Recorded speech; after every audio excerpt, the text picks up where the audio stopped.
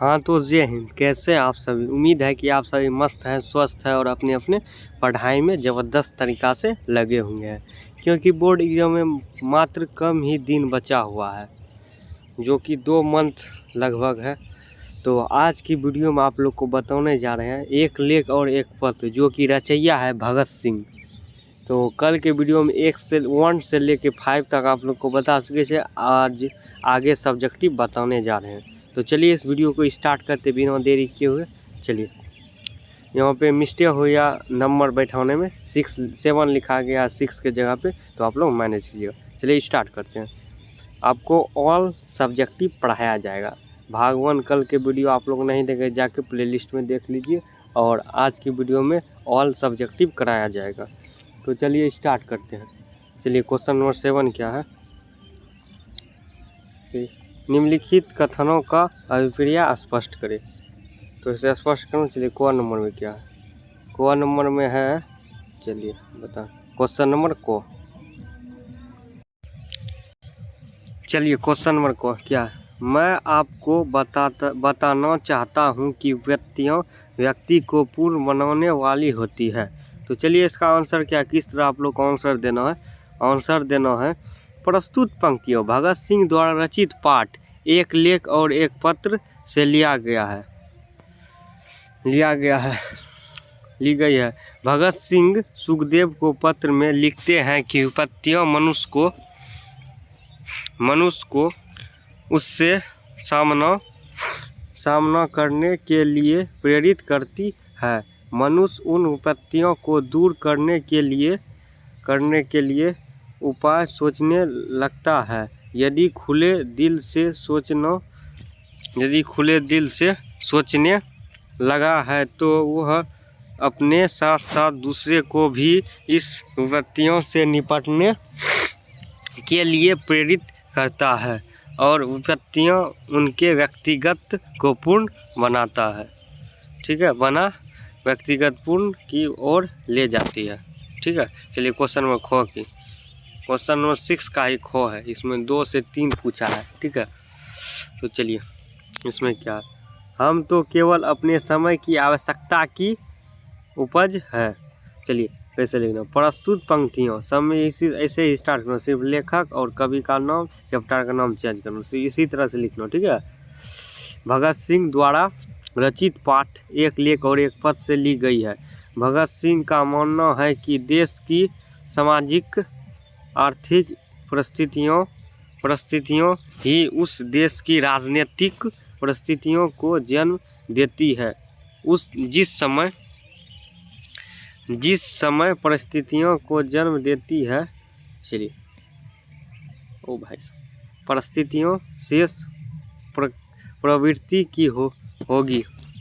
ठीक है, उसमें राजनीतिक उथल पुथल होता रहेगा और पोषण के दशम चक्रों के खिलाफ संघर्ष होती रहेगी, और हम जैसे क्रांति जन्म लेते रहेंगे। चलिए अगले नंबर क्वेश्चन पर।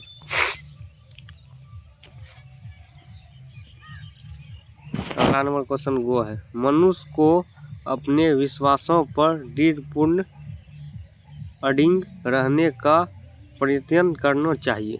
चलिए क्या, कैसे लिखना? 3 क्वेश्चन था इसमें। ठीक है, प्रस्तुत पंक्तियां भगत सिंह द्वारा रचित पाठ एक लेख और एक पत्र से ली गई है।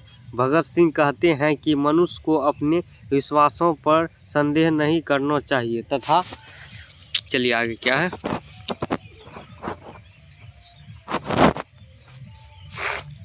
तथा दृढ़पूर्ण अडिग होकर लगातार प्रयास करना चाहिए। वे कहते हैं कि जब वे देश की आज़ादी के लिए अपना कार्य करते थे तो उस समय कई प्रकार की कठिनाइयाँ सामने आई करती थी, और अगर हम उस कठिनाई से डरकर अपना कार्य करना बंद कर देते तो मानव तन हमारे लिए व्यर्थ है। आगे देखिए, व्यर्थ है। तो हमने अपने विश्वासों पर दृढ़पूर्ण अडिग होकर लगातार प्रयास करना चाहिए। ठीक है, चलिए क्वेश्चन नंबर 8 की ओर। चलिए क्वेश्चन नंबर 8 में क्या है? 8 नंबर, जब देश के भाग्य का निर्माण हो रहा हो तो व्यक्तियों के भाग को पूर्णतः भुला देना चाहिए। आज जब देश आज़ाद है भगत सिंह के इस विचार को आप किसी तरह मूल्यांकन करेंगे? अपना पक्ष प्रस्तुत करें। चलिए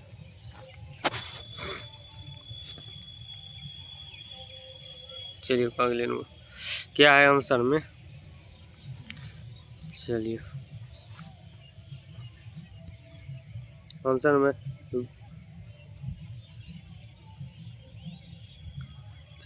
वीर क्रांति मां भारतीय के संपूर्ण भगत सिंह की आज़ादी के लिए जंग लड़े थे। जब वे अपने सभी सुखदेव को पत्र लिखते हैं तो कहते हैं कि मुझे इस गंग के लिए ब्रिटिश सरकार द्वारा निश्चय ही मृत्युदंड दी जाएगी। मुझे किसी प्रकार का पूर्ण क्षमता या नम्र व्यवहार की तकनीक भी आशा नहीं है।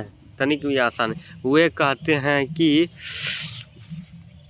चलिए आगे क्या, वे कहते हैं कि मेरी अभिलाषा यह है कि जब यह आंदोलन अपनी चरम सीमा पर पहुंचते तो हमें फांसी दे दी जाएगी। साथ ही कहते हैं कि मेरी इच्छा है कि यदि कोई सम्मानपूर्ण और उचित समझौता होना कभी संभव हो जाए तो हमारे जैसे व्यक्तियों का मामला उसे मार्ग में कोई रुकावट या कठिनाई उत्पन्न करने का कारण न बने, क्योंकि जब देश के भाग्य का निर्माण हो रहा हो तो व्यक्तियों के भाग्य को पूर्णतः भुला देना चाहिए। चलिए क्वेश्चन नंबर 9 को। क्वेश्चन नंबर 9 क्या है? भगत सिंह ने अपनी फांसी के लिए किस काम की इच्छा व्यक्त की है? वे ऐसा समय क्यों चुनते हैं? चलिए, भगत सिंह ने इच्छा व्यक्त की यह कि जब देश की आज़ादी की लड़ाई करने चरम सीमा पर हो तभी उन्हें फांसी दी जाएगी, क्योंकि लड़ाई के चरम पर आंदोलनकारी दल की भावनात्मक एकता में बल आए और अपने वाले समय में ब्रिटिश सरकार के खिलाफ विरोध करने में साहस मिलेगी। चलिए क्वेश्चन नंबर 10 की ओर, जो कि लास्ट क्वेश्चन है इस वीडियो का। चलिए, भगत सिंह के इस पत्र से उनकी गहन चोरिका यथार्थवादी दृष्टि का परिचय मिलता है। पत्र के आधार पर इनकी दृष्टि करें। चलिए, यह पत्र भगत सिंह ने क्रांतिकारियों साथी सुखदेव द्वारा जेल में मिल रही यातायात से उद्धृत होकर लिखे गए पत्र के जवाब में लिखा था कि सुखदेव ने बेहद कमजोर और भावपूर्ण ढंग से कहा था कि उनको आज़ादी से संघर्ष का कोई भविष्य नहीं दिखाई देती है। जेल की इन यातायात से आत्महत्या करना मुश्किल लगता है। जवाब में भगत सिंह लिखते हैं कि क्रांति व्यक्तिगत सुख दुख के लिए न तो शुरू होती है न ही समाप्त, इनमें साहित्य हित जुड़ा होता है।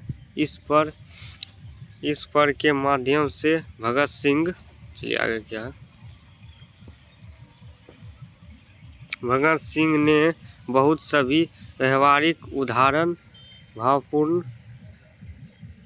समरणों और राजनीतिक प्रतिदर्शनों के माध्यम से सुखदेव को पुनः यह संकलित होने का आह्वान करते हैं कि आत्महत्या कल्पना उचित नहीं है। तो चलिए आज की वीडियो आप लोग को समाप्त हो गया, जो कि चैप्टर नंबर 6 था, और अगले वीडियो में आप लोग से मिलते हैं ऑब्जेक्टिव के साथ इस चैप्टर का। तो धन्यवाद, अगले वीडियो में आप लोग से मिलते हैं।